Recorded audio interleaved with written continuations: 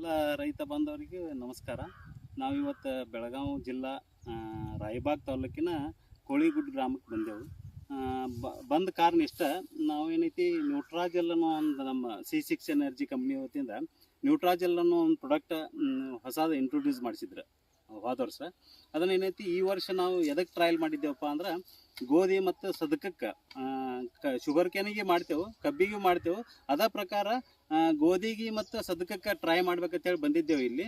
ಅವಾಗ ಬಂದ ಒಂದು 10 ದಿವಸದ ಹಿಂದೆ ನಾವೇನೈತಿ ಈ ಕೋಳಿಗುಡ್ ಗ್ರಾಮದ ರೈತರಿಗೆ ನಾವು ಇದನ್ನು ಕೊಟ್ಟಿದ್ದೆವು ಡೆಮೋಸ್ಟ್ರೇಷನ್ ಅಂತೇಳಿ. ಆ ಡೆಮೋಸ್ಟ್ರೇಷನ್ ಕೊಟ್ಟಾಗ ಏನಾಗಿತ್ತಂದ್ರೆ, ನಾವು ಜಸ್ಟ್ ಕೊಟ್ಟಾಗ ಅದರದ ಪರಿಣಾಮ ಹೆಂಗಿತ್ತು, ಈಗ ಅದರ ಪರಿಣಾಮ ಹೆಂಗಾಗೈತಿ ಈ ಗೋಧಿ ಮೇಲೆ, ಅದಕ್ಕೆ ಆ ರೈತರ ಬಾಯಿಲನ್ನು ನಾವು ಕೇಳ್ಬೋದು. ಅದನ್ನು ಹೇಳ್ರಿ ಸರ್. ನಮ್ಮ ಹೆಸರು ಪ್ರಜ್ವಲ್ ದಾದಾ ಸವತ್ತಿ ಅಂತ ರೀ. ನಾವು ರೈತರಿಂದ ಕೊಟ್ಟಂಗೆ ನಮ್ಮ ಗೋಧಿ ಎಲ್ಲ ಪಲ್ಲು ಹೊಡ್ಯಾಲ್ರಿ ಭಾಳ ರೀ. ಮತ್ತು ಅದರಿಂದ ಇದನ್ನ ಕೊಟ್ಟ ನಾವು ಓದ 15 ದಿನ ಗೋಧಿರ ಪಲ್ಲು ಹೊಡೆದತ್ರಿ. ಮತ್ತು ಈಗ ನೋಡ್ರಿ ಎಟ್ ಬರ ಎಲ್ಲ 15 ದಿನ ಒಟ್ಟು ಮಗನ ಗುಬಿಚ್ ಗತಿಗೆ ಅನ್ನತ್ರಿ ಮನಗಂಡ. ಇದರಿಂದ ನಮ್ಗೆ ಚಲೋ ಆಗೈತ್ರಿ. ಮತ್ತು ಇದೇನ ಕೆಮಿಕಲ್ಸ್ ಎಲ್ಲ ಏನೆಲ್ಲ ಚಲೋ ಐತ್ರಿ. ಎಲ್ಲ ರೈತರು ಹೋಗಿರಿ. ಮತ್ತು ಇದು ಇರೇಜರ್ ಕೂಡಿಸಿ ನಾವು ಹಾಕಿ ಎಲ್ಲ ಓದೋದು ರೀ. ಮತ್ತು ನಮ್ಗೆ ಅನುಕೂಲ ಆಗೈತ್ರಿ. ಇದರಿಂದ ರೀ ಚಲೋ ಆಗೈತ್ರಿ.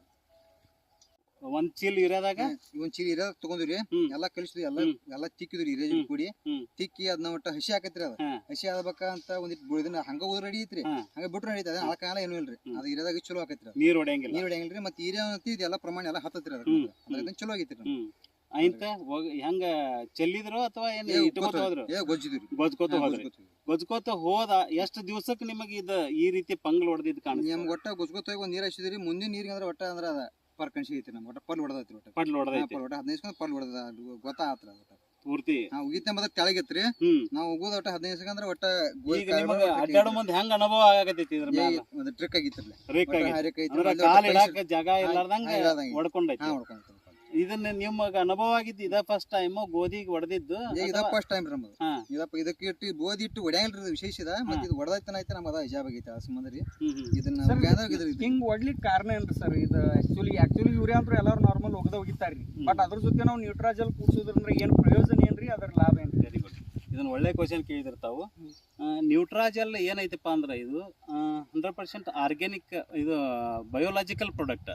ಬಯೋಲಾಜಿಕಲ್ ಪ್ರಾಡಕ್ಟ್ ಹೆಂಗೈತಪ್ಪ ಅಂದ್ರೆ, ಇದೊಂದು ಕೆಂಪ ನಮಗೆ ಸಮುದ್ರದಾಗ ಸಿಗ್ತಕ್ಕಂಥ ಒಂದು ರೆಡ್ ಸ್ಪೀಸೀಸ್ ಅಂದ್ರೆ ಅಲ್ಲಿಗೆ ಅಂತ ಕರಿತೇವಲ್ಲ, ಅದರಿಂದ ಮಾಡಿದಂಥ ಪ್ರಾಡಕ್ಟ್. ಇದು ಏನೈತೆ ಅಂದ್ರೆ, ಸಿಂಪಲ್ ಹೇಳ್ಬೇಕಂದ್ರೆ ಈ ನ್ಯೂಟ್ರಾಜೆಲ್ ಗೊಬ್ಬರ ಎಫಿಷಿಯನ್ಸಿನ ಜಾಸ್ತಿ ಮಾಡಿಸ್ತೈತಿ. ಅಂದ್ರೆ ನಾವು ಕೊಡ್ತಕ್ಕಂಥ ಗೊಬ್ಬರ ಏನಿರ್ತೈತಿಲ್ಲ, ಈಗ ಭೂಮಿಯೊಳಗೆ ನಾವು ಒಂದು 100 ಚೀಲ ಒಂದು ಎಕರೆಗೆ 100 kg ಯೂರಿಯಾ ಕೊಟ್ಟಿದ್ದೇವೆ ಅಂದ್ರೆ, ಯೂರಿಯಾ ಪ್ರಮಾಣ ಬೆಳೆಗೆ ತಗೊಳ್ಳೋಂಥ ಕೆಪಾಸಿಟಿ 50 ಪ್ರಮಾಣ ಇರ್ತೈತಿ.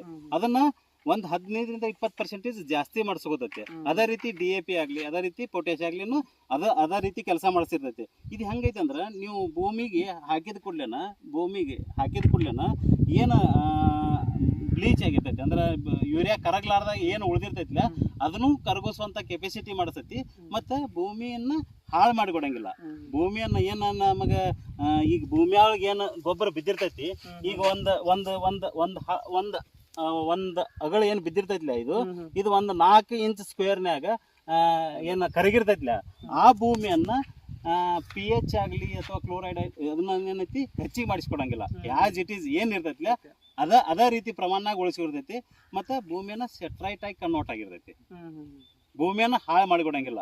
ಈ ಪ್ರಾಡಕ್ಟ್ ಇದ್ದು ವಿಶೇಷತೆ ಅದ. ಈ ಕಂಪ್ನಿ ಬಿಟ್ರೆ ಬೇರೆ ಕಂಪ್ನಿ, ಆ ಕಂಪ್ನಿ ಒಳಗೆ ಈ ಪ್ರಾಡಕ್ಟ್ ಇಲ್ಲ ಸರ್. ಇದು ಒಂದು ಆರ್ಗ್ಯಾನಿಕ್ ಅಲ್ರಿ? ಹಾಂ ರೀ. ಅಂದ್ರೆ ನಾವು ಆರ್ಗ್ಯಾನಿಕ್ ಸರ್ಟಿಫೈಡ್ ಇವು ಇದರಲ್ಲಿ ಯೂಸ್ ಮಾಡಬಹುದು? 100% ಸರ್. ಸಾಯಿಲ್ ಶೋರ್ 100ಕ್ಕೆ 100 ಅಷ್ಟು ಕೊಡಬಹುದು. ಆರ್ಗ್ಯಾನಿಕ್ ಸರ್ಟಿಫೈಡ್ ಒಬ್ಬೊಬ್ರು ಇವ್ರು ಬೆಳೆಸ್ತಿರ್ತಾರಲ್ರಿ ಮಾವಿನ ಗಿಡ ಎಲ್ಲಾನು. ಅವ್ರಿಗೆ ಏನೈತಿಲ್ಲ, ಈಗ ಆರ್ಗ್ಯಾನಿಕ್ ಅಂತೇಳಿ ಈಗ ಹೆಂಗಾಗೈತೆ ಅಂದ್ರೆ, ಎಲ್ಲಾರು ಹೆಚ್ಚು ಕಡಿಮೆ ಆರ್ಗ್ಯಾನಿಕ್ ಜಂಪ್ ಆಗಾಕತ್ತಾರ. ಕನ್ವರ್ಟ್ ಕೆಮಿಕಲ್ಸ್ ಬಿಟ್ಟು ಆರ್ಗ್ಯಾನಿಕ್ ಏನ್ ಹೋಗಾಕತ್ತಲ್ಲ, ಆ ಫಾರ್ಮರಿಗೆ ಮಾತ್ರ ಒಳ್ಳೇದೈತೆ. ಆ ಫಾರ್ಮರ್ ಬಿಟ್ರು ನೀವು ಬೇರೆ ಫಾರ್ಮರಿಗೆ ಕೊಟ್ಟು ನೋಡ್ಬೋದು. ನಾವು ಇಂಥ ಫಾರ್ಮರ್ಸ್ ಎಲ್ಲ ಕೆಮಿಕಲ್ ಯೂಸ್ ಮಾಡ್ತಿದ್ರಿ ಇವ್ರು ಮೊದಲ. ಈಗ ಇದನ್ನ ಟ್ರಯಲ್ ಆಗಿ ಕೊಟ್ಟಿದ್ದಕ್ಕಂಥ ಪ್ರಾಡಕ್ಟ್ ಈಗ ಅವ್ರಿಗೆ ಮೆಚ್ಚುಗೆ ಆಗೈತೆ. ಇದನ್ನ ಯಾವ ಕಾರಣಕ್ಕೂ ಬಿಡಂಗಿಲ್ಲ. ಇದು ಅಷ್ಟ ಅಲ್ದನ, ನೀವು ಈ ಗೋಧಿ ಸದಕಕ್ಕೆ ಅಷ್ಟ ಅಲ್ದನ, ನೀವು ಕಬ್ಬಿಗದು ಹೋಗಿದ್ರೆ ಜಸ್ಟ್ ನಿಮಗೆ ಈಗ ಏನು ಮರಿ ಸಂಖ್ಯೆ ನಿಮ್ಮ ಭೂಮಿ ಅನುಗುಣವಾಗಿ 1 ಅಥವಾ 3, 4, 5 ಗೊಣಕಿ ಏನು ಮರಿ ಸಂಖ್ಯೆ ಹಾಕಿರ್ತೈತಿಲ್ಲ, ಇದು ಅದಕ್ಕಿಂತ ಒಂದು 3-4% ಜಾಸ್ತಿ ಮಾಡಿಸ್ತೈತಿ. ಅಂದ್ರೆ 3-4 ಗಣಿಕೆ ಜಾಸ್ತಿ ಮಾಡಿಸಂದ್ರ ನಮಗೆ ಇಳುವರಿಗೂ ಹೆಲ್ಪ್ ಆಕೈತಿ.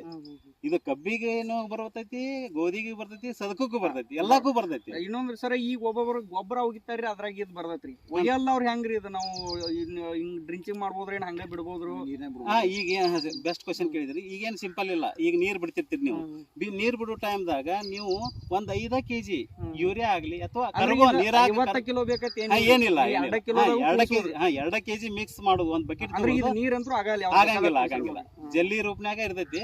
ಇದನ್ನ ಏನ್ ಮಾಡುದು, ನೀವು ಡೈರೆಕ್ಟ್ ನೀರಿಗೆ ಹಾಕಿದ್ರೆ ಸ್ವಲ್ಪ ಜಲ್ಲಿ ಆಗಿರ್ತೈತಿ. ಅದಕ್ಕೆ ಏನ್ ಮಾಡುದು, 2 kg ಯೂರಿಯಾ ಅಥವಾ 19 ಎನಿ ಒಂದ್ ಗೊಬ್ಬರ ನೀವು ಅದ್ರ ಒಂದ್ ಬಕೆಟ್ನಾಗ ಅದನ್ನ ಕರಗಿಸುದ, ಇದನ್ನ ಹಾಕಿ ಅಷ್ಟು ಹಾಕಿ ಕರಗಿಸುದ.